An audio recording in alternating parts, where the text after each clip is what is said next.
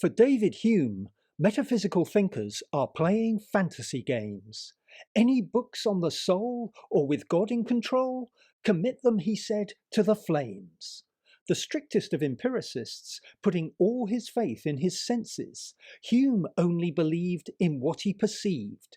This world is where knowledge commences.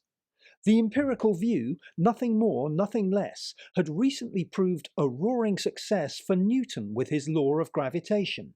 Newton's laws of motion, too, were based on what he knew from evidence and thorough observation.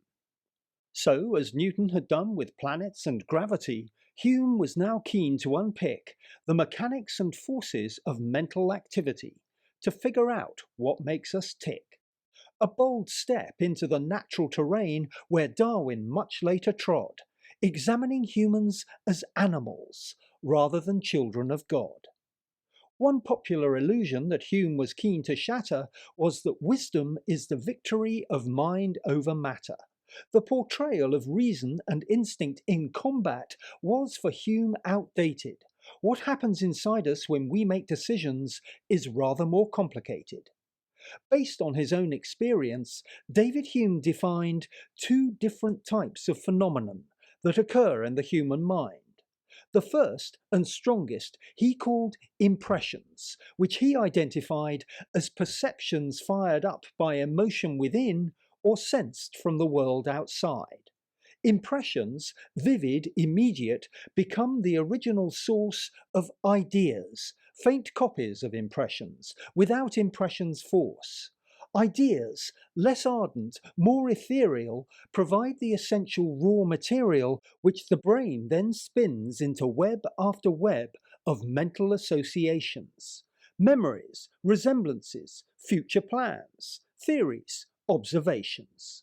Hume was confident we would accept this division of labour is real.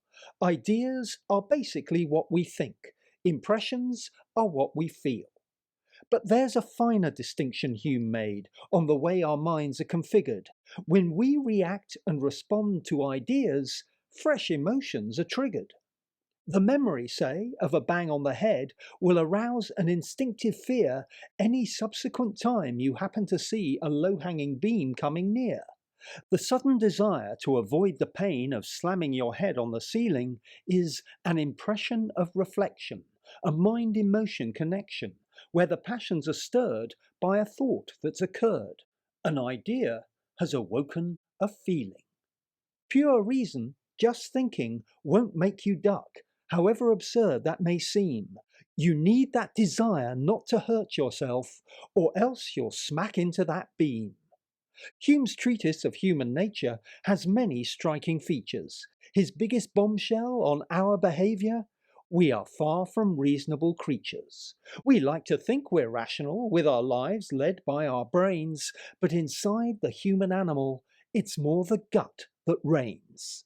Our natural attraction to habit, the strong signals our feelings transmit, mean what we call thinking is far more instinctive than people would care to admit. You may think you're choosing to do what you do, based on sound reasoning and sense, but hidden below the cocktail of feelings is bound to be far more intense. Feelings, said Hume, had a physical force that mental activity lacked. Thought on its own is incapable of creating the impulse to act. Hume himself loved eating cheese and was seriously overweight, but just knowing the reason was never enough to make him put less on his plate. From when you propose to just shopping for clothes, the mind is simply an instrument, obeying deeper commands, seeking ways to satisfy our emotional demands. Why do we share interests, or yawn and walk by? What makes us think twice, or give something a try? What drives us to challenge the status quo, or kowtow to the latest fashions? It's more how we feel, and less what we know. Reason is the slave of the passions.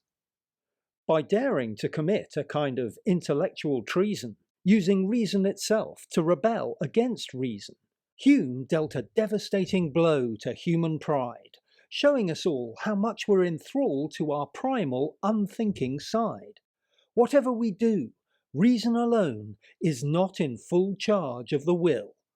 In short, we're quite clever animals, but remember, animals still.